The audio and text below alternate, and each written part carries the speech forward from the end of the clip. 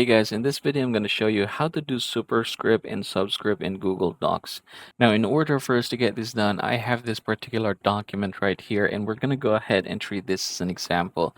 So let's say for example this one right here, we are actually going to do that by heading over to insert, or the format, text, and then you have here superscript and subscript.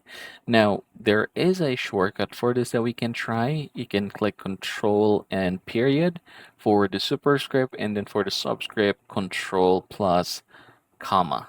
And yeah, you can go ahead and do whichever you need. So let's just say, for example, this one here, format text, and we're going to use superscript. All right, there you go. Oops. We should be highlighting second only, or ND. Format text superscript, and then let's just say for example this one right here, this is not really how you're gonna use it, but definitely just an example. All right, so I've added the subscript down here and then the superscript here at the top, and yep, that is how you're going to do this, everybody. I hope this video will be able to help you.